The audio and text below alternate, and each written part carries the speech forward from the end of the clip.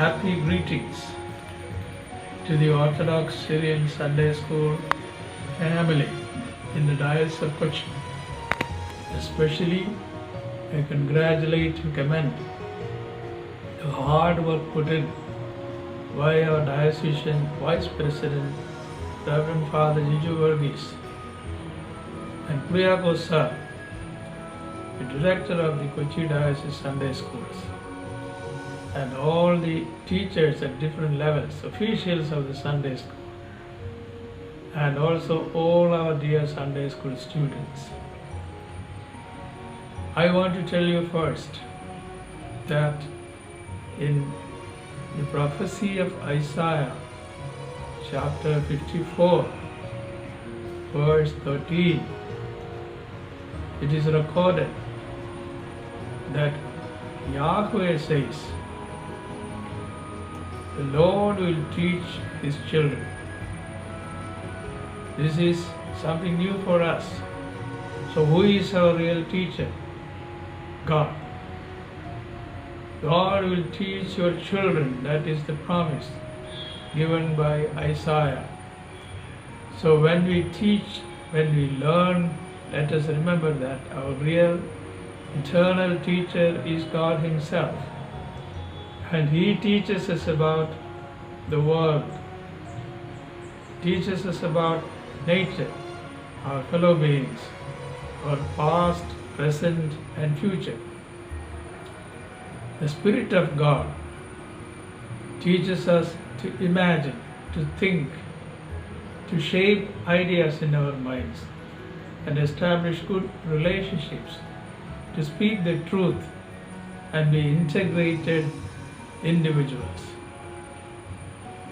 So when God is the teacher, how can we know about God? Again, the book of Psalms tells us that God will reveal himself to us so that we will know who or what God is. We cannot just inquire and know about God like something else. But God himself has to teach us about himself.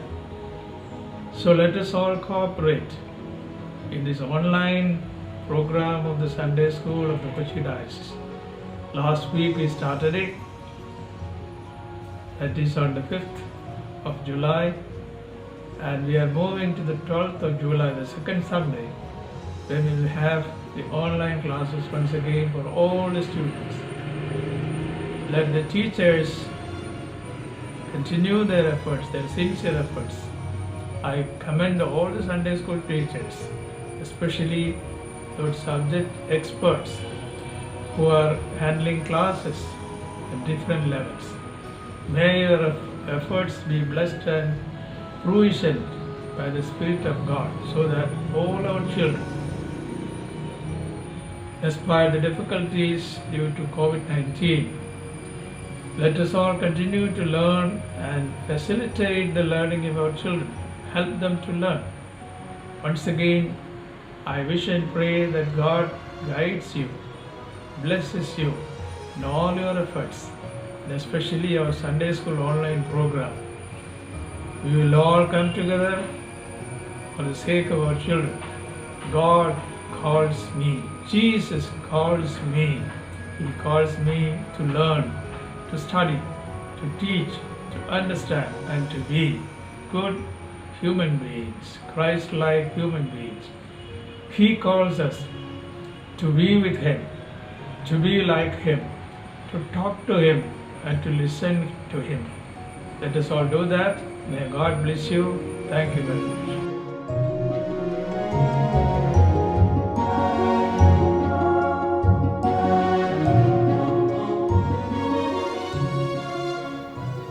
ത്രിയേക ദൈവത്തിന് മഹത്വമുണ്ടാകട്ടെ. Sunday school അധ്യാപകരെ, പ്രിയ മാതാപിതാക്കളെ, കുഞ്ഞുങ്ങളെ, നമ്മുടെ Sunday school പ്രസ്ഥാനത്തിൻ്റെ കേന്ദ്ര നിർദ്ദേശമനുസരിച്ച് ഓരോ ഭദ്രാസനങ്ങൾ ഓൺലൈൻ സൺഡേ സ്കൂൾ ഇപ്പോൾ ആരംഭിച്ചിട്ടുണ്ടെന്ന് അറിയുന്നു. കൊച്ചി ഭദ്രാസനത്തിൻ്റെ ആ ശുശ്രൂഷ വളരെ ഭംഗിയായി നടക്കുന്നു എന്നുള്ളതിൽ ഞാനും ദൈവത്തെ സ്തുതിക്കുന്നു. അതിൻ്റെ ചില ക്ലാസ്സുകൾ ഞാൻ കേൾക്കുകയുണ്ടായി. അത് വളരെ നന്നായിരിക്കുന്നു. അത് ക്രമീകരിക്കുന്ന എല്ലാ അധ്യാപകരെയും അഭിനന്ദിക്കുകയും ചെയ്യുന്നു. ഈ ഉദ്യമത്തിൽ ഒരു ചെറിയ സന്ദേശം നൽകുവാനായിട്ട് പ്രിയപ്പെട്ട ജിജു അച്ഛനോട് ആവശ്യപ്പെട്ടപ്പോൾ അതിലും എനിക്ക് സന്തോഷമുണ്ടായി. സൺഡേ സ്കൂൾ പ്രസ്ഥാനവുമായി എനിക്ക് വളരെ ആഴമേറിയൊരു ബന്ധമാണല്ലോ ഉള്ളത്. ഇപ്പോൾ ഓൺലൈൻ ക്ലാസ്സുകൾ വളരെ നടക്കുന്ന ഒരു കാലഘട്ടത്തിലാണ് നമ്മൾ ജീവിക്കുന്നത്. എന്നാൽ സെക്കുലർ രംഗത്തെ ആ ഓൺലൈൻ ക്ലാസ്സുകൾ അറിവ് പകരുവാനായി കൂടുതലായിട്ട് ശ്രദ്ധിക്കുന്നു.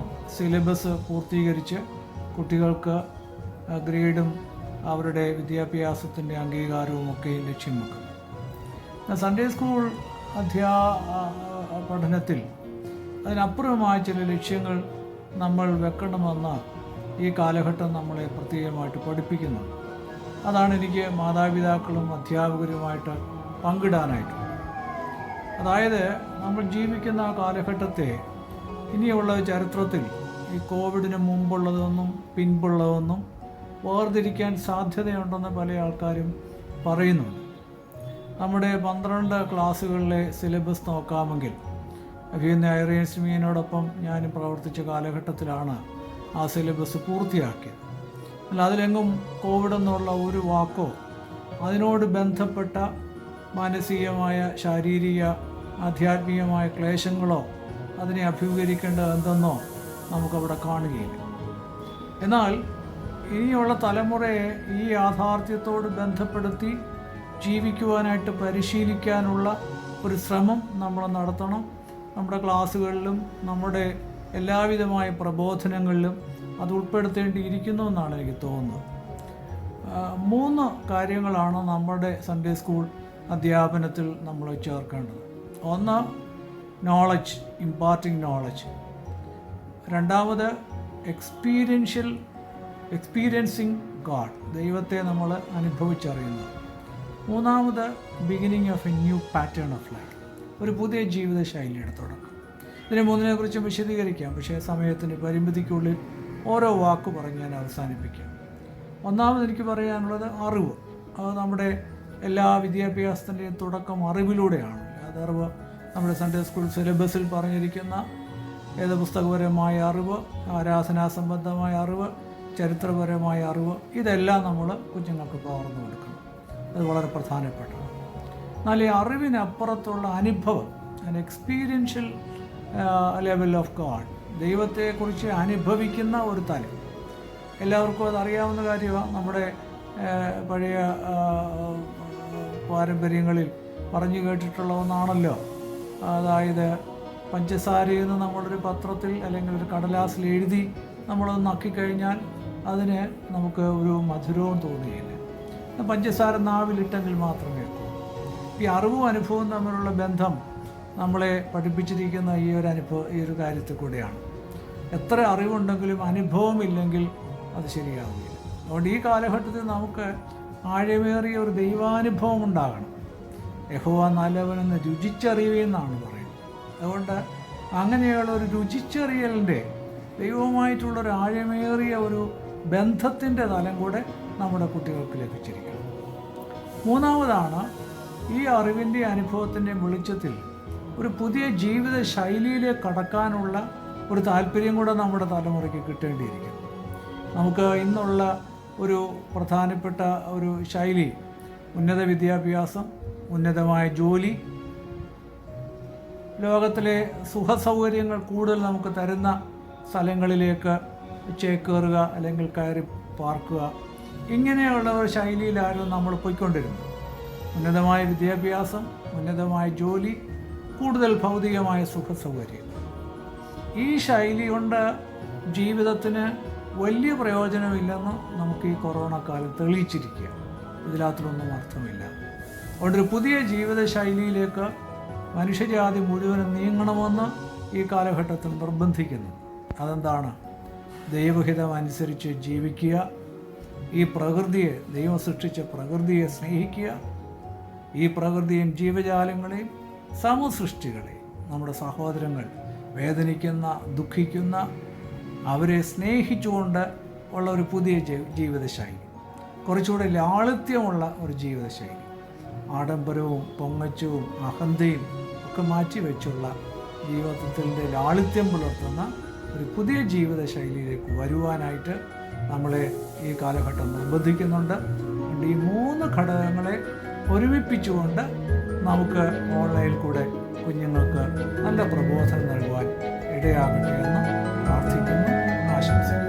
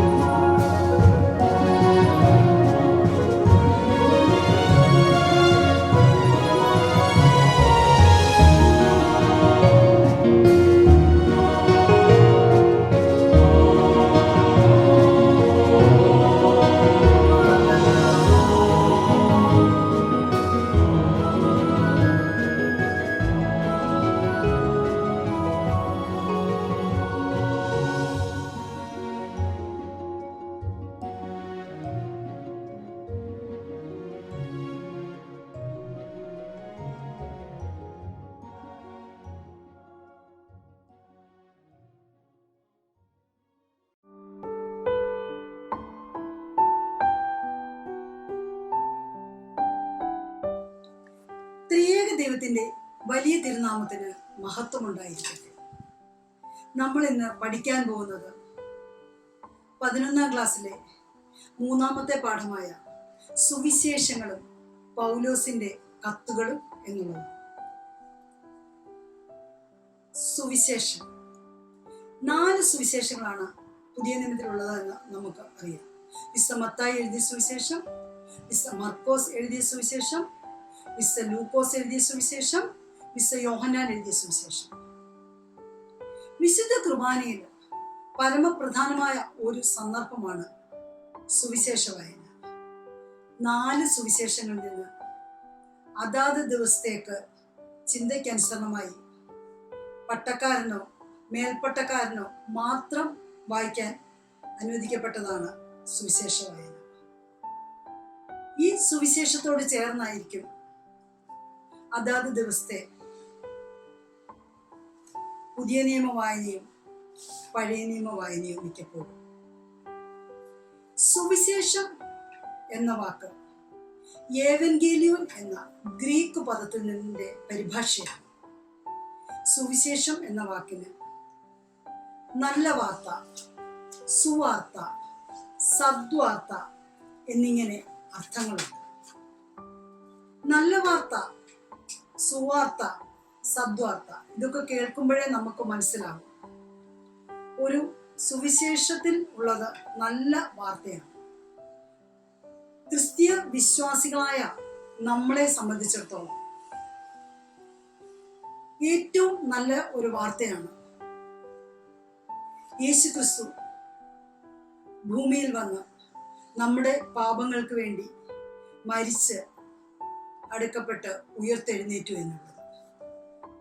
ഈ യേശു ക്രിസ്തുവിൻ്റെ ജീവചരിത്രം, അതായത് യേശു ക്രിസ്തു ഭൂമിയിൽ പ്രവർത്തിച്ചതും പറഞ്ഞതുമായ കാര്യങ്ങളാണ് സുവിശേഷത്തിന്റെ ഉള്ളടക്കം.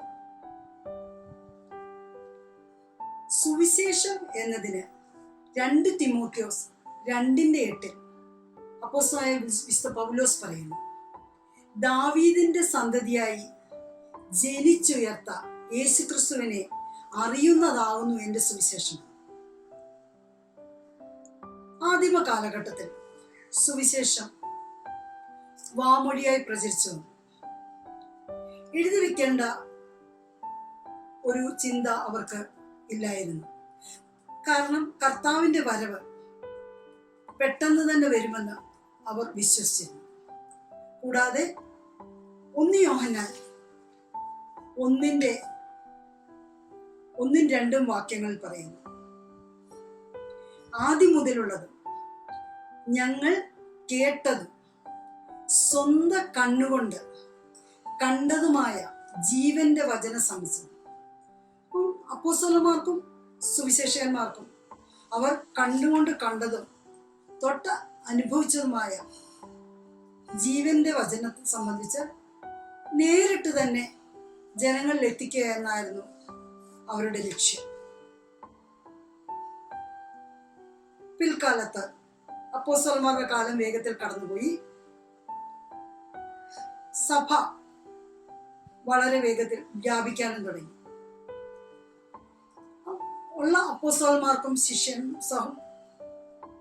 സുവിശേഷകന്മാർക്കും എല്ലായിടത്തും ചെന്നെത്തുവാനും സാധിക്കുമായിരുന്നില്ല. പിന്നെ കർത്താവിന്റെ വരവ് അവർ പ്രതീക്ഷിച്ചതുപോലെ അത്ര പെട്ടെന്ന് ആയിരിക്കില്ല എന്നൊരു ചിന്തയും അവരുടെ മനസ്സിൽ ഉരുത്തിരിഞ്ഞു.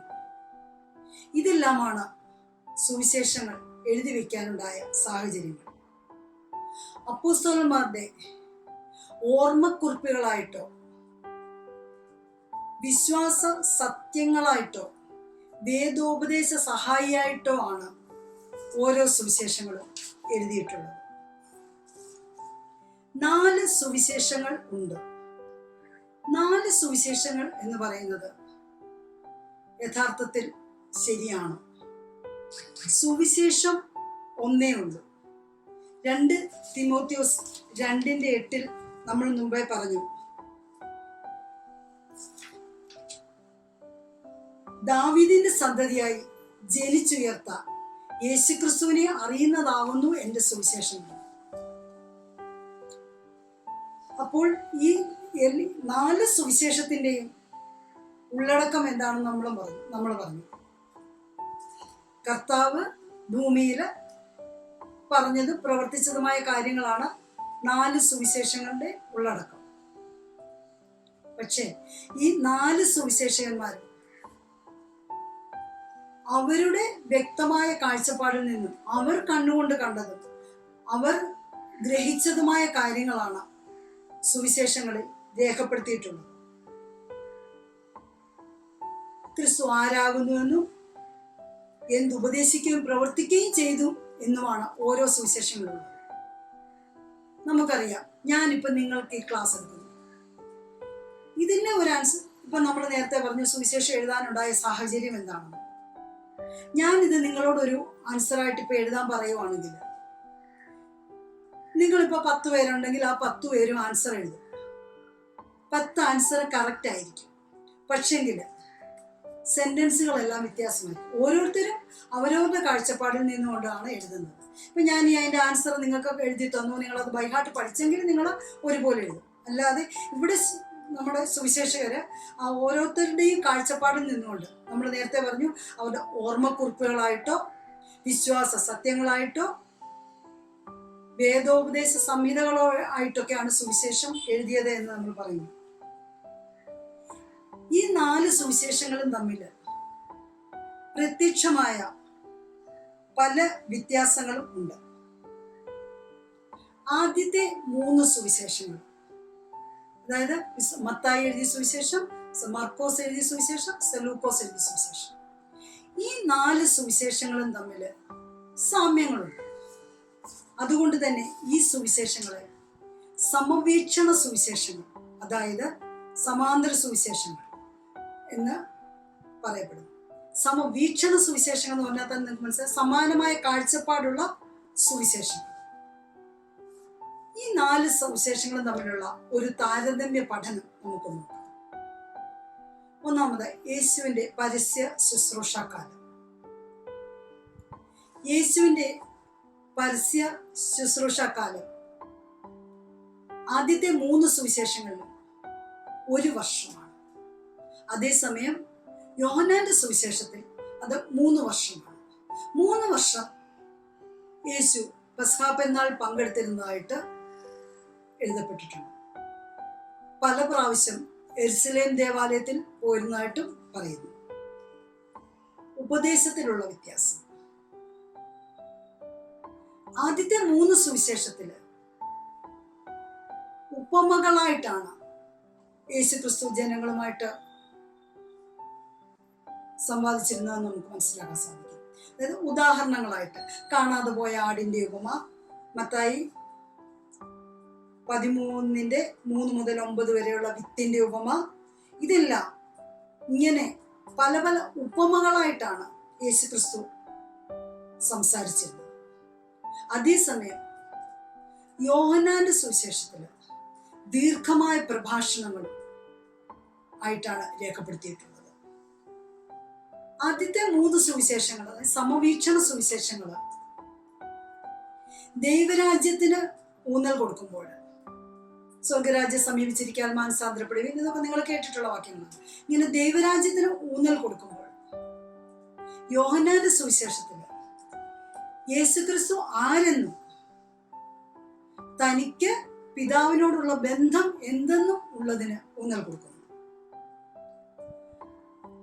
ആദ്യത്തെ അത്ഭുതങ്ങളും അടയാളങ്ങളും സമവീക്ഷണ സുവിശേഷത്തില് യേശുക്രിസ്തു ചെയ്ത പ്രവർത്തികൾ, അതായത് കുരുടനെ സൗഖ്യമാക്കി, ലാസറിനെ ഉപയോഗിച്ച്, ഇങ്ങനെയുള്ള പ്രവർത്തികളെല്ലാം അത്ഭുത പ്രവർത്തികളും വീര്യപ്രവർത്തികളുമായിട്ട് കാണിക്കുമ്പോൾ യോഹന്നാന്റെ സുവിശേഷത്തില് ഇത് അടയാളങ്ങളായിട്ടാണ്. അത് 7 എണ്ണം മാത്രമേ പറഞ്ഞിട്ടുള്ളൂ. ഉദാഹരണമായിട്ട് കാനാവിലെ കല്യാണത്തിന്, യോഹന്നാൻ 2-ാം അധ്യായത്തില് കാനാവിലെ കല്യാണത്തിന് വെള്ളം വീഞ്ഞാക്കിയത് അടയാളങ്ങളുടെ ആരംഭമായി ചെയ്തു എന്ന് പറയുന്നു. യോഹന്നാന്റെ സുവിശേഷത്തില് കൂടുതലായി യേശുവിന്റെ ആളത്വത്തെ കുറിക്കുന്ന ഭാഗങ്ങളാണ്. അതായത് യേശു ക്രിസ്തു ഒരു മനുഷ്യനാണെന്ന് തന്റെ സുവിശേഷത്തിലൂടെ യോഹന്നാൻ വ്യക്തമാക്കുന്നു. നമ്മൾ ഇത്രയും പഠിച്ചതിൽ നിന്നും 4 സുവിശേഷങ്ങൾ ഏതൊക്കെയാണ്? ഈ 4 സുവിശേഷങ്ങൾ എഴുതപ്പെട്ടിരിക്കുന്നത് എന്താണ് എന്നും, ഈ 4 സുവിശേഷങ്ങൾ തമ്മിലുള്ള താരതമ്യം എന്താണ് എന്നും നമ്മൾ പഠിച്ചു കഴിഞ്ഞല്ലോ. ഇനി നമുക്ക് പൗലോസിന്റെ കത്തുകളെ പറ്റി പഠിക്കാം. പുതിയ നിയമത്തിന്റെ 4/1 ഭാഗം പൗലോസിന്റെ കത്തുകളാണ്. നിങ്ങൾ OVBS ക്ലാസ്സുകളിലോ സൺഡേ സ്കൂൾ ക്ലാസ്സുകളിലോ ഒക്കെ പുതിയ നിയമത്തിലെ പുസ്തകങ്ങൾ പഠിക്കുവാൻ വേണ്ടി ഒരു പാട്ട് പഠിച്ചിട്ടുണ്ടായിരിക്കുമല്ലോ. മത്തായി, മർക്കോസ്, ലൂക്കോസ്, യോഹന്നാൻ, സുവിശേഷങ്ങളിവ 4 പിന്നെ വരുന്നു പ്രവൃത്തികൾ പുസ്തകം, പൗലോസിൻ കൃതികൾ 14. പൗലോസിന്റെ 14 കത്തുകൾ, ലേഖനങ്ങളാണ് പുതിയ നിയമത്തിൽ ഉൾപ്പെടുത്തിയിട്ടുള്ളത്. സുവിശേഷം കഴിഞ്ഞാൽ ഏറ്റവും പ്രാധാന്യം അർഹിക്കുന്നത് പൗലോസിന്റെ കത്തുകളാണ്. സുവിശേഷ വായനയെ പറ്റി നമ്മൾ നേരത്തെ പറഞ്ഞു. അതുപോലെ തന്നെ പുതിയ നിയമ വായനയിൽ മദ്ബാഹയുടെ എടുത്തു നിന്നുകൊണ്ട് അപ്പോസ്തല പ്രവൃത്തികളും പൊതുവായ ലേഖനങ്ങളും വായിക്കുമ്പോൾ വലതുഭാഗത്ത് നിന്നുകൊണ്ട് അപ്പോസ്തലനായ വിശുദ്ധ പൗലോസിന്റെ 14 ലേഖനങ്ങളിൽ നിന്നുമാണ് വായിക്കുന്നത്. വിശുദ്ധ പൗലോസിന്റെ 14 ലേഖനങ്ങളിൽ 10 സഭയ്ക്കും 4 വ്യക്തികൾക്കും എഴുതപ്പെട്ടതാണ്. AD 49 മുതൽ 67 വരെയുള്ള കാലയളവിലാണ് ഈ ലേഖനങ്ങളെല്ലാം എഴുതപ്പെട്ടത്. ഓരോ സഭകൾക്കും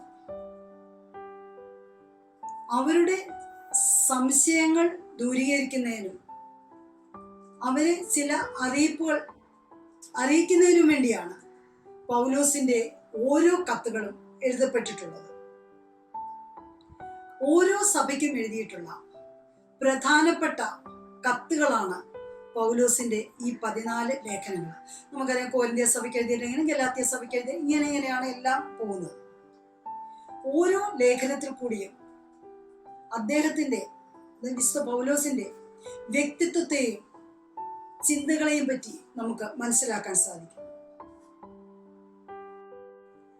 പൗലോസിന്റെ കത്തുകളെ പറ്റി പൊതുവായിട്ടുള്ള നിരീക്ഷണം. പൗലോസിന്റെ കത്തുകളെല്ലാം തന്നെ നമുക്ക് ലഭ്യമായിട്ടില്ല. കൊരിന്ത്യർക്ക് എഴുതിയ 1-ാം കത്തിൽ അതിനു മുൻപ് അദ്ദേഹം അവർക്ക് എഴുതിയ കത്തിനെ പറ്റി പറയുന്നു. 1 കൊരിന്ത്യർ 5:9 ദുർനടപ്പുകാരോട് സംസർഗം അരുത് എന്ന് ഞാൻ എൻ്റെ ലേഖനത്തിൽ നിങ്ങൾക്ക് എഴുതിയിട്ടുണ്ടല്ലോ എന്ന് പറയുന്നു. കത്തുകൾ ഓരോന്നും ഓരോ പ്രത്യേക സാഹചര്യത്തിൽ എഴുതപ്പെട്ടവയാണെന്ന് നമ്മൾ കണ്ടല്ലോ. ഓരോ സ്ഥലത്തുമുള്ള ആവശ്യങ്ങൾ വ്യത്യസ്തമായിരുന്നു. അതിനനുസരിച്ചാണ് ഓരോ കത്തുകളും എഴുതപ്പെട്ടിട്ടുള്ളത്. വിശ്വാസപരമായ കാര്യങ്ങളിലെ സംശയവും ആഭ്യന്തരമായിട്ടുള്ള, അതായത് അതിനകത്ത് സഭയ്ക്ക് അതിനുള്ളിൽ തന്നെയുള്ള ഭിന്നതകളും പിണക്കങ്ങളും എല്ലാം കത്തിലെ വിഷയങ്ങളായിരുന്നു. കത്തുകളുടെ ഉള്ളടക്കവും സാഹചര്യവും ശരിയായി ഗ്രഹിക്കണമെങ്കിൽ ഓരോ സഭയും നേരിട്ട പ്രശ്നങ്ങളും സാഹചര്യങ്ങളും അറിഞ്ഞിരിക്കണം.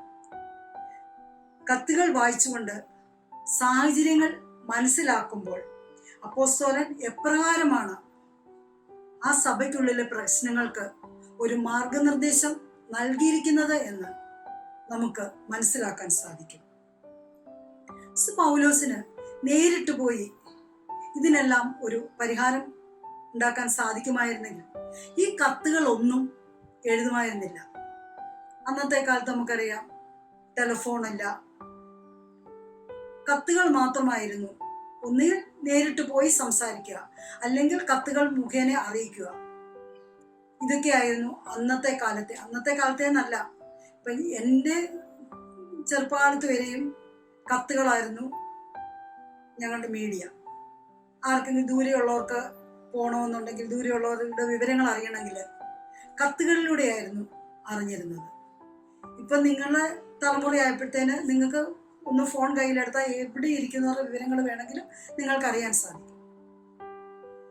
അന്നത്തെ കാലത്ത് ടെലിഫോണോ ഇതൊന്നും ഇല്ലാതിരുന്നുകൊണ്ടാണ് പൗലോസ് കത്തുകളിലൂടെ വിവിധ സഭകളുമായി ബന്ധപ്പെട്ടിരുന്നത് നമുക്ക് മനസ്സിലാക്കാൻ സാധിക്കും. നമ്മൾ പഠിച്ചല്ലോ, ഓരോ സഭയിലെയും പ്രശ്നങ്ങൾക്ക് പരിഹാരമായിട്ടാണ് ഈ കത്തുകൾ എഴുതിയതായിരുന്നു. അപ്പോൾ നമുക്ക് നിങ്ങൾ ചിന്തിക്കാം, ഈ കത്തുകൾക്ക് അന്നത്തെ സഭയിലെ പ്രശ്നങ്ങൾക്ക് ഇന്നെന്താണ് പ്രസക്തി എന്ന്. അതിന് പ്രസക്തിയുണ്ട്. അന്നത്തെ പ്രശ്നങ്ങൾ വ്യത്യസ്ത രൂപത്തിലും ഭാവത്തിലും ഇന്നും നിലനിൽക്കുന്നുണ്ട്. പൗലോസിന്റെ കത്തുകൾ കേവലം ചിന്തയിൽ നിന്നും ബുദ്ധിയിൽ നിന്നോ ഉള്ളവയല്ല, പരിശുദ്ധാത്മ പ്രേരണയാൽ എഴുതിയതാണ്. ഗലാത്യർക്ക് എഴുതിയ ലേഖനം ആരംഭിക്കുന്നത് മനുഷ്യനിൽ നിന്നല്ല, മനുഷ്യനാലുമല്ല, യേശുക്രിസ്തുവിനാലും അവനെ മരിച്ചവരുടെ ഇടയിൽ നിന്ന് ഉയർപ്പിച്ച പിതാവായ ദൈവത്താലുമത്രേ അപ്പോസ്തലനായ പൗലോസും കൂടെയുള്ള സഹോദരന്മാരും ഗലാത്യ സഭയ്ക്ക് എഴുതുന്നത്.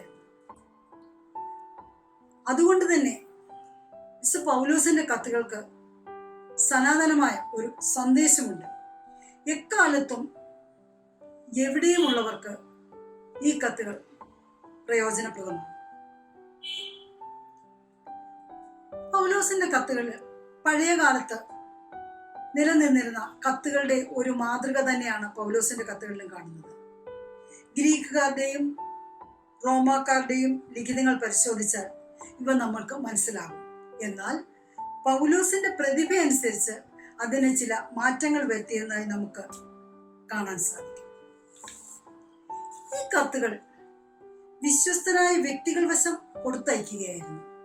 അവർ തന്നെയാണ് അത് സഭയിൽ വായിച്ചു കേൾപ്പിച്ചതും വിശദീകരണം നൽകിയിരുന്നതും. എഫെസ്യർക്ക് എഴുതിയ ലേഖനം 6:21-22 വാക്യങ്ങൾ പറയുന്നു: ഞാൻ എങ്ങനെ ഇരിക്കുന്നു എന്ന എൻ്റെ അവസ്ഥ നിങ്ങൾ അറിയേണ്ടതിന് എൻ്റെ പ്രിയ സഹോദരനും വിശ്വസ്തനും ശുശ്രൂഷകനുമായ തിഹിക്കോസ് നിങ്ങളോട് സകലവും അറിയിക്കുമെന്ന്. അതുകൊണ്ട് തന്നെ നമുക്ക് മനസ്സിലാകും, വിശുദ്ധ പൗലോസ് കൊടുത്തയക്കുന്ന കത്തുകളെല്ലാം വിശ്വസ്തരുടെ കയ്യിൽ തന്നെ കൊടുത്തയച്ച് അവർ തന്നെ അതിനുള്ള വിശദീകരണവും സഭയിൽ അവതരിപ്പിച്ചിരുന്നു എന്ന് നമുക്ക് മനസ്സിലാക്കാൻ സാധിക്കും. ഇന്ന് നമ്മൾ പഠിച്ചതിൽ നിന്നും പൗലോസിന്റെ കത്തുകളുടെ ഉള്ളടക്കം എന്താണെന്ന് നമ്മൾ പറഞ്ഞു. ഓരോ സഭയിലെയും പ്രശ്നങ്ങളും അതിന്റെ മാർഗനിർദ്ദേശങ്ങളുമായിരുന്നു പൗലോസിന്റെ കത്തുകൾ എന്ന് നമുക്ക് മനസ്സിലാക്കാൻ സാധിച്ചു. 4 സുവിശേഷങ്ങളുണ്ട്. ആ സുവിശേഷങ്ങൾ എഴുതപ്പെടാനിടയായ സാഹചര്യങ്ങൾ, ആ സുവിശേഷങ്ങൾ തമ്മിലുള്ള താരതമ്യം, പൗലോസിന്റെ 14 ലേഖനങ്ങള്, അതിലുണ്ടായിരുന്ന സംഭവങ്ങള്, ഇതെല്ലാം നമ്മൾ പഠിച്ചു. ഇതെല്ലാം നമ്മുടെ ജീവിതത്തിൽ പ്രയോജനപ്പെടുത്തുവാൻ നമുക്ക് സാധിക്കട്ടെ. നമുക്കെല്ലാവർക്കും വേദപുസ്തക വായന നമ്മുടെ ജീവിതത്തിന്റെ ഒരു ഭാഗമാക്കാം. നമ്മളെയെല്ലാം ദൈവം അനുഗ്രഹിക്കട്ടെ.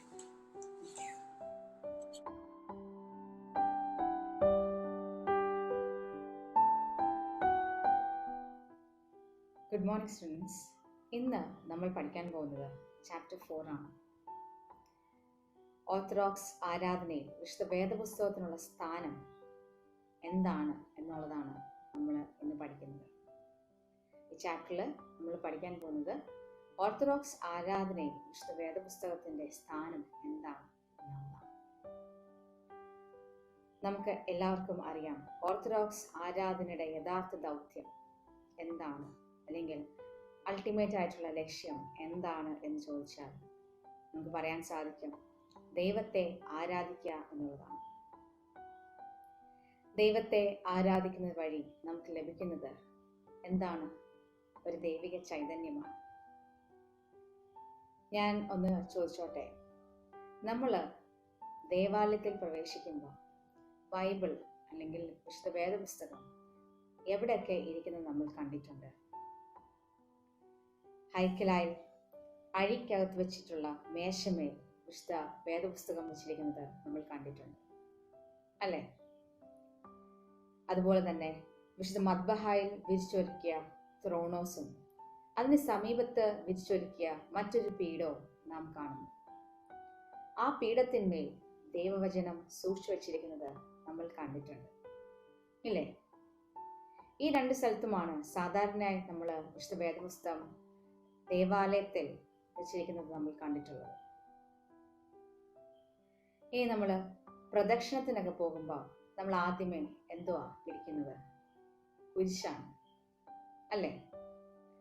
കുരിശിന് ശേഷം നമ്മൾ വിശുദ്ധ വേദപുസ്തകം ഉയർത്തിപ്പിടിച്ചിരിക്കുന്നത് കാണാം. അതിന് പുറകിലാണ് നമ്മൾ വിശ്വാസികളായി നമ്മൾ നിൽക്കുന്നത്. ഈ വിശുദ്ധ വേദപുസ്തകം ഉയർത്തിപ്പിടിച്ചിരിക്കുന്നത് എന്താണ് നമ്മളെ ഓർമ്മപ്പെടുത്തുന്നത് എന്ന് അറിയാമോ? വിശ്വാസികൾക്ക് മാർഗദീപമാണ് തിരുവചനം എന്ന് വെളിപ്പെടുത്തുകയാണ് ചെയ്യുന്നത്. എന്തുവാ ഞാൻ പറഞ്ഞത്? വിശ്വാസികൾക്ക് മാർഗദീപമാണ് തിരുവചനം എന്ന് നമ്മളെ ഓർമ്മിപ്പിക്കുകയാണ് ശരിക്കും അവിടെ ചെയ്യുന്നത്. ഇനി നമുക്കറിയാം ഓർത്തഡോക്സ് കൂദാശകളിൽ ഏറ്റവും പ്രാധാന്യം അർഹിക്കുന്ന ഒന്നാണ് വിശുദ്ധ കുർബാന. വിശുദ്ധ കുർബാന പരസ്യമായ വിശുദ്ധ കുർബാനയിലോട്ട് കയറുന്നതിന് മുന്നേ നാം പ്രഭാത നമസ്കാരം ചൊല്ലും. ഈ പ്രഭാത നമസ്കാരത്തിൽ നാം തുടങ്ങുന്നത് തന്നെ സങ്കീർത്തനങ്ങൾ വെച്ചിട്ടാണ്, ഇല്ലേ? ഏതൊക്കെ സങ്കീർത്തനങ്ങളാണ് നമ്മൾ ചൊല്ലാറുള്ളത് നിങ്ങൾക്ക് ഓർമ്മയുണ്ടോ? നമ്മൾ 51-ാം സങ്കീർത്തനം പറയും, 63-ാം സങ്കീർത്തനം പറയും, 113-ാമത്തെ സങ്കീർത്തനം, 148, 149, 150-ാം സങ്കീർത്തനം. ഇത്രയും സങ്കീർത്തനങ്ങളെല്ലാം പ്രഭാത നമസ്കാരത്തിൽ നിന്ന് ചൊല്ലുന്നുണ്ട്. അതിനുശേഷം നമ്മൾ പരസ്യമായ കുർബാനയിലോട്ട് കയറുന്നതിന് മുന്നേ നാം വായിക്കുന്നത് വേദപുസ്തകത്തിലെ ഏത് ഭാഗമാണ്? പഴയ നിയമമാണോ പുതിയ നിയമമാണോ? നമ്മൾ വായിക്കുന്നത് പഴയ നിയമത്തിൽ നിന്നാണ്. നിങ്ങൾ ശ്രദ്ധിച്ചിട്ടുണ്ടോ? ഇനി നമ്മൾ പരസ്യമായ വിശുദ്ധ കുർബാന ആരംഭിച്ചതിന് ശേഷം നമ്മൾ ഒരു പാട്ട് പാടുന്നുണ്ട്. എന്താണ് ആ പാട്ട്? ശേഷം ദൈവത്താൽ പ്രേരിതരായ സ്ത്രീയന്മാർ പോയി ജാതികളിടയിൽ ഭൂതല തുളസിമയതോളം നല്ലേവൻ ഗേല്യോൻ കൈക്കൊള്ളുവോർക്കൊക്കെയും ഭാഗ്യമിതേനറിയിച്ചു സ്വർഗമഹാരാജ്യം എന്ന ഗാനം നമ്മൾ പാടാറുണ്ട്.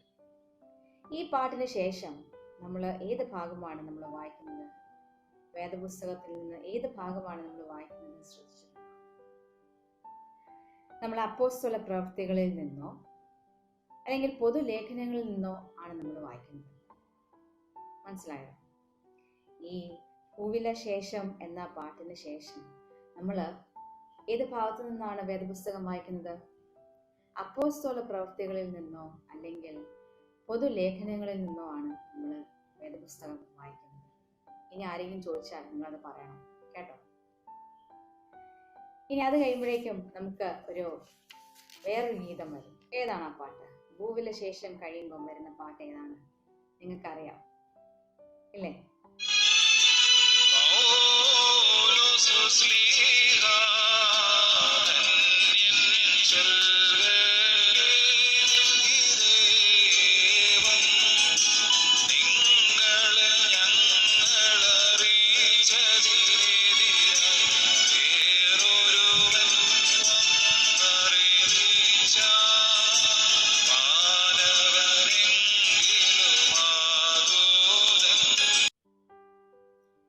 പൗലോസ്ലീഹ എന്നുള്ള പാട്ടാണ് അല്ലേ? നിങ്ങളത് കേട്ടില്ലേ ഇപ്പം? ഈ പാട്ടിന് ശേഷം നമ്മൾ ഏത് ഭാഗത്തു നിന്നാണ് വേദപുസ്തകം വായിക്കുന്നത്? ഓർമ്മയുണ്ടോ? പൗലോസ്ലീഹയുടെ ലേഖനത്തിൽ നിന്നാണ് നമ്മൾ വായിക്കുന്നത്. എവിടെ നിന്നാണ്? പൗലോസ്ലീഹയുടെ ലേഖനത്തിൽ നിന്നാണ് നമ്മൾ വായിക്കുന്നത്. ഇനി നമ്മൾ പാട്ടുകളൊക്കെ നോക്കുകയാണെങ്കിൽ, നമ്മുടെ ആരാധനയിൽ നമ്മൾ ഉപയോഗിക്കുന്ന പാട്ടുകൾ നോക്കുകയാണെങ്കിൽ നമുക്ക് മനസ്സിലാക്കാൻ സാധിക്കും, വേദപുസ്തകത്തെ അടിസ്ഥാനമാക്കിയിട്ടുള്ള പാട്ടുകളാണ് നമ്മൾ ആരാധനയിൽ ഉപയോഗിക്കുന്നത്.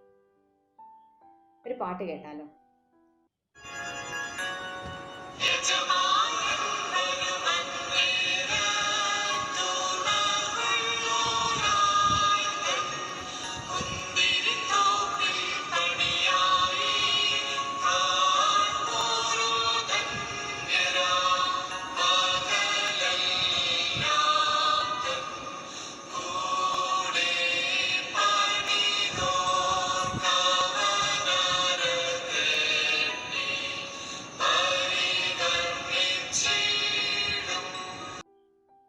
നല്ല പാട്ടില്ലായിരുന്നു ഇപ്പോൾ കേട്ടത്? നല്ലൊരു പാട്ടായിരുന്നു. ഇത് വേദപുസ്തകത്തിൽ ഈ പാട്ട് വരുന്ന ഭാഗം ഏതാണെന്ന് നിങ്ങൾക്കറിയാമോ? പറയാൻ പറ്റണം. വിശുദ്ധ മർക്കോസിന്റെ സുവിശേഷം 13-ാം അധ്യായം 34-ാം വാക്യം തൊട്ട് 36-ാം വാക്യത്തിൽ വരുന്നുണ്ട്. അതുപോലെ വേറൊരു ഭാഗത്തും ഇത് വരും. എവിടെയാണ് അറിയാമോ? വിശുദ്ധ മത്തായിയുടെ സുവിശേഷം 24-ാം അധ്യായത്തിൽ 45-ാം വാക്യം തൊട്ട് 47-ാം വാക്യം വരെ. ഈ രണ്ട് ഭാഗങ്ങളിലാണ് നമുക്ക് കാണാൻ സാധിക്കുന്നത് ഈ പാട്ടിന്റെ ആശയം. ഈ പാട്ടിന്റെ അർത്ഥം എന്താണെന്ന് നിങ്ങൾക്കറിയാമോ? അല്ലെങ്കിൽ എന്ത് ഉപമയാണ് ഇവിടെ കാണിക്കുന്നത്? വിശ്വസ്തനായ ദാസന്റെ ഉപമയാണ് ഈ പാട്ടിൽ നമുക്ക് കാണാൻ സാധിക്കുന്നത്. ഈ പാട്ടിൽ പറയുന്നത് എന്താണെന്ന് വെച്ചാൽ, ദൈവത്തിന് വേണ്ടി വേല ചെയ്യുന്ന വിശുദ്ധന്മാർക്ക് കർത്താവിന്റെ രണ്ടാമത്തെ വരവിൽ അവർക്ക് ലഭിക്കുന്ന സൗഭാഗ്യങ്ങളെ കുറിച്ചാണ് ഈ പാട്ടിൽ പറയുന്നത്. എന്തുവാ ഞാൻ പറഞ്ഞ? ഈ പാട്ടിന്റെ അർത്ഥം, ഈ പാട്ടിൽ എന്താണ് പറയുന്നത് എന്ന് വെച്ചാൽ, ദൈവത്തിന് വേണ്ടി വേല ചെയ്യുന്ന വിശുദ്ധന്മാർക്ക് കർത്താവിന്റെ രണ്ടാം വരവിൽ അവർക്ക് ലഭിക്കുന്ന മഹാസൗഭാഗ്യങ്ങളെ കുറിച്ചാണ് ഈ പാട്ടിൽ പരാമർശിക്കുന്നത്. അങ്ങനെ ഓരോ പാട്ടും, നമ്മൾ ആരാധനയിൽ ഉപയോഗിക്കുന്ന ഓരോ പാട്ടും നോക്കുകയാണെങ്കിൽ നമുക്ക് മനസ്സിലാക്കാൻ സാധിക്കും നാം എന്തുമാത്രം വേദപുസ്തകത്തെ ആശ്രയിക്കുന്നുണ്ട് എന്നുള്ളത്. ഇപ്പൊ ഞാൻ പറഞ്ഞു വന്നപ്പോൾ നിങ്ങൾക്ക് മനസ്സിലായി നമ്മുടെ ഓർത്തഡോക്സ് ആരാധനയിൽ നമ്മൾ എന്തുമാത്രം ഇമ്പോർട്ടൻസ് ബൈബിളിന് കൊടുക്കുന്നുണ്ട് എന്നുള്ളത്. നമ്മുടെ ആരാധനയിൽ സങ്കീർത്തനങ്ങൾ ഉപയോഗിക്കുന്നുണ്ട് വേദപുസ്തകത്തിൽ നിന്ന്. പിന്നെ നമ്മൾ പഴയ നിയമത്തിൽ നിന്ന് നമ്മൾ വായിക്കുന്നുണ്ട്, പുതിയ നിയമത്തിൽ നിന്ന് വായിക്കുന്നുണ്ട്, ഇല്ലേ? നമ്മൾ ഇത്രയും ഭാഗങ്ങൾ നമ്മൾ വേദപുസ്തകത്തിൽ നിന്ന് നമ്മൾ വായിക്കുന്നുണ്ട് നമ്മുടെ ആരാധനയുടെ സമയത്ത്. ഇനി വിശുദ്ധ കുർബാനയെ കുറിച്ച് പറയുകയാണെങ്കിൽ, വിശുദ്ധ കുർബാനയ്ക്ക് 2 ഭാഗങ്ങളാണുള്ളത്. നിങ്ങൾ കേട്ടിട്ടുണ്ടോ അങ്ങനെ 2 ഭാഗമുണ്ട് എന്നൊക്കെ? നിങ്ങൾ പഠിച്ചു കാണും. ആദ്യ ഭാഗമെന്നും 2ാം ഭാഗമെന്നും പറയും. ആദ്യ ഡിവിഷൻ എങ്ങനെയാണ് എന്ന് വെച്ചാൽ വിശ്വാസ പ്രമാണം വെച്ചാൽ, വിശ്വാസ പ്രമാണം വരെ ആദ്യ ഭാഗമെന്നും വിശ്വാസ പ്രമാണത്തിന് ശേഷം 2ാം ഭാഗമെന്നുമാണ് പറയുന്നത്. ഇതിനൊക്കെ ഓരോ പേരുണ്ട്, ആദ്യ ഭാഗത്തിനും 2ാം ഭാഗത്തിനും. ആദ്യ ഭാഗത്തിന് 2 പേര് പറയും. ഒന്ന് വചന ശുശ്രൂഷ, മിനിസ്ട്രി ഓഫ് ദ വേർഡ് എന്ന് പറയും. 2ാമതൊരു പേരുണ്ട്, വിശ്വാസികളുടെ ക്രമം എന്ന് പറയും. ലിറ്റർജി ഓഫ് കാറ്റക്യൂമെൻസ് എന്നാണ് പറയുന്നത്. ഞാൻ പറഞ്ഞ 2 പേരുകൾ ഒന്ന് പറഞ്ഞു നോക്കി. എന്തൊക്കെയാ ഞാൻ പറഞ്ഞ? ആദ്യ ഭാഗത്തിന് 2 പേരുണ്ടെന്ന് പറഞ്ഞു. ഒന്നാമത്തെ പേര് വചന ശുശ്രൂഷ എന്ന് പറഞ്ഞു, മിനിസ്ട്രി ഓഫ് ദ വേർഡ്. 2ാമത്തെ പേര് ഞാൻ പറഞ്ഞത് വിശ്വാസികളുടെ ക്രമം എന്നാണ്. അതിന്റെ പേര് ഞാൻ എന്തോ പറഞ്ഞത് ഇംഗ്ലീഷിൽ, ലിറ്റർജി ഓഫ് കാറ്റക്യൂമെൻസ് എന്നാണ്. ഇനി 2ാം ഭാഗത്തിന് വേറൊരു പേരുണ്ട്, അനഫോറ എന്നാണ് പറയുന്നത്. അനഫോറ എന്ന വാക്കിന്റെ അർത്ഥം ബലി അർപ്പിക്കുക എന്നുള്ളതാണ്. എന്തുവാണ് അതിന്റെ അർത്ഥം? ബലി അർപ്പിക്കുക എന്നുള്ളതാണ്. ഇനി ആദ്യ ഭാഗത്തിലേക്ക് നമുക്കൊന്ന് വരാം. ആദ്യ ഭാഗത്തില് വചന ശുശ്രൂഷ എന്ന് ഞാൻ പറഞ്ഞു. വചന ശുശ്രൂഷയുടെ ഭാഗത്താണ് നാം വചനം വായിക്കുകയും വേദപുസ്തകം വായിക്കുകയും അതിനെപ്പറ്റി നമ്മൾ ചിന്തിക്കുകയും ഒക്കെ ചെയ്യുന്നത് ഈ വചന ശുശ്രൂഷ എന്ന് പറയുന്ന ആദ്യ ഭാഗത്താണ്. 2ാമതൊരു പേര് ഞാൻ പറഞ്ഞു, വിശ്വാസികളുടെ ക്രമം എന്ന് ഞാൻ പറഞ്ഞു. ആദിമകാലത്ത് മാമോദിസയ്ക്ക് വേണ്ടി വിശ്വാസം പഠിക്കുന്ന ഒരു കൂട്ടരുണ്ടായിരുന്നു. അവർക്ക് ആദ്യ ഭാഗം വരെ കൂടാനുള്ള അനുവാദമേ ഉണ്ടായിരുന്നു. അതിനുശേഷം അവർ പിരിഞ്ഞു പോകണം. മാമോദിസ സ്വീകരിച്ചവർക്ക് മാത്രമേ 2ാം ഭാഗത്ത് നിൽക്കാൻ സാധിക്കത്തുണ്ടായിരുന്നു. അപ്പൊ ഞാൻ ഇത് പറഞ്ഞതൊക്കെ വന്നത്, നമ്മുടെ കുർബാനയിൽ വചന ശുശ്രൂഷ എന്ന് പറയുന്ന ഒരു ഭാഗം തന്നെയുണ്ട്. വേദപുസ്തകം വായിക്കുവാനും അതിനെക്കുറിച്ചൊക്കെ നമുക്ക് ചിന്തിക്കുവാനും ഒക്കെ ആയിട്ട് ഉള്ളതാണ്. അപ്പൊ ഇത്രയും ഞാൻ പറഞ്ഞപ്പം നിങ്ങൾക്ക് മനസ്സിലായിട്ടുണ്ടാവും നമ്മുടെ ഓർത്തഡോക്സ് ആരാധനയിൽ വേദപുസ്തകത്തിന് നമ്മൾ എന്തുമാത്രം ഇമ്പോർട്ടൻസ് കൊടുക്കുന്നുണ്ട് എന്നുള്ളത്. അല്ലെ, കുറെ സങ്കീർത്തനങ്ങൾ പറയുന്നുണ്ട്, പഴയ നിയമം, പുതിയ നിയമം, സുവിശേഷം. പിന്നെ പ്രധാനമായും നമ്മുടെ ശുശ്രൂഷയിൽ, നമ്മുടെ ആരാധനയിൽ നമ്മൾ പറയുന്നൊരു ഭാഗമുണ്ട്. അത് ഏതാണ് എന്ന് വെച്ചാൽ പൗലോസ് ലീഹയുടെ ലേഖനങ്ങളിൽ നിന്നും സുവിശേഷങ്ങളിൽ നിന്നുമുള്ള ഭാഗങ്ങൾ നമ്മുടെ ആരാധനയിൽ നിർബന്ധമാണ്.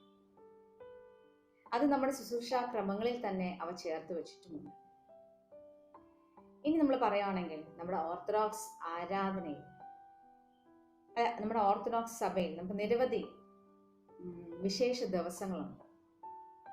ഫോർ എക്സാമ്പിൾ എന്തൊക്കെ നമുക്ക് പറയാൻ സാധിക്കും? നമുക്ക് ദനഹ പെരുന്നാളുണ്ട്, ഓശാന ഞായറാഴ്ചയുണ്ട്, ഈസ്റ്റർ ഉണ്ട്, പെന്തിക്കോസ്തി പെരുന്നാളുണ്ട്. അങ്ങനെ നിരവധി വിശേഷ ദിവസങ്ങൾ നമുക്കുണ്ട്. ഈ വിശേഷ ദിവസങ്ങളിലെല്ലാം അതിന് ചേരുന്ന രീതിയിലുള്ള വേദവായനകളാണ് നമ്മൾ വായിക്കുന്നത്, നമ്മുടെ സഭാപിതാക്കന്മാർ തിരഞ്ഞെടുത്ത് വെച്ചിരിക്കുന്നത്. അപ്പൊ തന്നെ നമുക്ക് മനസ്സിലാക്കാൻ സാധിക്കും നമ്മുടെ സഭാപിതാക്കന്മാർ എന്തുമാത്രം ജ്ഞാനമുള്ളവരായിരുന്നു, വേദജ്ഞാനമുള്ളവരായിരുന്നു. അതായത് ആ ഒരു വിശേഷ ദിവസത്തിനനുസരിച്ചുള്ള വേദഭാഗം സെലക്ട് ചെയ്ത് ആ ഒരു രീതിയിൽ നമ്മുടെ ആരാധന ക്രമീകരിച്ചിരിക്കുന്നു, അല്ലേ? അപ്പം ഈ ക്ലാസ്സിൽ നിന്ന്, ഇന്നത്തെ ഈ ക്ലാസ്സിൽ നിന്ന് നിങ്ങൾക്ക് മനസ്സിലാക്കാൻ സാധിക്കും വേദപുസ്തകത്തിന് നമ്മൾ എന്തുമാത്രം ഇമ്പോർട്ടൻസ് കൊടുക്കുന്നുണ്ട്. വേദപുസ്തകം എന്ന് പറയുന്നത് ശരിക്കും പഴയ കുറേ കാര്യങ്ങൾ എഴുതി വച്ചിരിക്കുന്ന ഒരു പുസ്തകമായിട്ട് നമ്മൾ ഒരിക്കലും അങ്ങനെ കാണരുത്. ദൈവത്തിൻ്റെ സ്നേഹവും ദൈവത്തിൻ്റെ കരുണയും എല്ലാം കാണിച്ചു തരുന്ന, അല്ലെങ്കിൽ അതിൻ്റെ ഒരു സാക്ഷ്യമാണ് ശരിക്കും വേദപുസ്തകം എന്ന് പറയുന്നത്. നാം വേദപുസ്തകം വായിക്കുമ്പം നമുക്ക് എന്താണ് കിട്ടുന്നത് എന്ന് ചോദിച്ചാൽ ഒരു ഉറപ്പാണ് നമുക്ക് കിട്ടുന്നത്. എന്തുറപ്പ്? പഴയ നിയമത്തിലും പുതിയ നിയമത്തിലും ഉണ്ടായിരുന്ന അതേ ദൈവം ഇന്നും നമ്മുടെ കൂടെ ഉണ്ട് എന്നുള്ള ആ ഒരു വലിയൊരു ഉറപ്പ് നമുക്ക് ലഭിക്കുകയാണ്. അതൊരു ഉറപ്പ് തന്നെയല്ലേ? അതൊരു വലിയൊരു ഉറപ്പ് തന്നെയാണ്. അതൊരു വലിയൊരു ആശ്വാസമാണ്. ദൈവം നമ്മുടെ കൂടെ ഉണ്ട് എന്നുള്ളൊരു തോന്നൽ, അതൊരു വലിയൊരു ആശ്വാസം തന്നെയുള്ളൊരു കാര്യമാണ്. ഈ കൊറോണ കാലത്ത് നമ്മളെല്ലാം സങ്കടപ്പെട്ടിരിക്കുകയാണ്. നമുക്കൊന്ന് പുറത്തിറങ്ങാൻ സാധിക്കുന്നില്ല, പള്ളിയിൽ പോകാൻ സാധിക്കുന്നില്ല. ചുറ്റിനും എവിടെ നോക്കിയാലും വിഷമമുള്ള കാര്യങ്ങൾ കേൾക്കുകയും കാണുകയും എല്ലാമാണ് നമ്മൾ ചെയ്യുന്നത്, ഇല്ലേ? അപ്പോൾ ഈ ഒരു സമയത്ത് നമുക്ക് ചെയ്യാൻ സാധിക്കുന്നത് എന്താ? നന്നായി പ്രാർത്ഥിക്കുകയും വേദപുസ്തകം വായിക്കുകയും മാത്രമാണ് നമുക്ക് സാധിക്കുന്നത്. നമുക്ക് അറിഞ്ഞുകൂടാ എന്നാണ് കൊറോണ തീരുന്നത്. ഈ വേദപുസ്തകം വായിക്കുമ്പം നമുക്ക്, ഞാൻ നേരത്തെ പറഞ്ഞ പോലെ, ഒരു വലിയൊരു ഉറപ്പ് നമുക്ക് കിട്ടുകയാണ്. ദൈവം നമ്മുടെ കൂടെ ഉണ്ട്. ഇത്രയുമാണ് ഇന്നത്തെ ക്ലാസ്സിൽ എനിക്ക് നിങ്ങളോട് പറയാനുള്ളത്. ഞാൻ 2 ഹോംവർക്ക് നിങ്ങൾക്ക് തരാം. ഹോംവർക്ക് എന്താണെന്ന് ചോദിച്ചാൽ, ആദ്യത്തെ ചോദ്യം, നമ്മൾ ദേവാലയത്തിലോട്ട് കയറുമ്പോൾ, പ്രവേശിക്കുമ്പോൾ ബൈബിൾ എവിടെയൊക്കെ ഇരിക്കുന്നത് നിങ്ങൾ കണ്ടിട്ടുണ്ട്? എൻ്റെ 1ാമത്തെ ചോദ്യം, നമ്മൾ ദേവാലയത്തിലേക്ക് പ്രവേശിക്കുമ്പോൾ ബൈബിൾ എവിടെയൊക്കെ ഇരിക്കുന്നത് നിങ്ങൾ കണ്ടിട്ടുണ്ട്? അത് നിങ്ങൾക്കറിയാം. 2ാമത്തെ ചോദ്യം, എപ്പോഴൊക്കെയാണ് കുർബാനയുടെ സമയത്ത് വേദപുസ്തകം വായിക്കുന്നത്? 2ാമത്തെ ചോദ്യം, എപ്പോഴൊക്കെയാണ് കുർബാനയുടെ സമയത്ത് വേദപുസ്തകം വായിക്കുന്നത്? ഈ 2 ചോദ്യത്തിന് ഉള്ള ആൻസർ നിങ്ങൾ എഴുതിയിട്ട് അതൊരു വാട്സപ്പ് എടുത്തിട്ട് നിങ്ങളുടെ മിസ്സിന് അയച്ചു കൊടുക്കുക. നിങ്ങൾ സൺഡേ സ്കൂൾ ടീച്ചർക്ക് അയച്ചു കൊടുക്കുക. അപ്പോൾ നിങ്ങളുടെ മിസ്സ് നിങ്ങൾക്ക് അറ്റൻഡൻസ് തരും. അപ്പോൾ ഇന്നത്തെ ക്ലാസ് ഇത്രേ ഉള്ളൂ. നമുക്ക് അടുത്ത ക്ലാസ്സിൽ നമുക്ക് കാണാം. Thank you.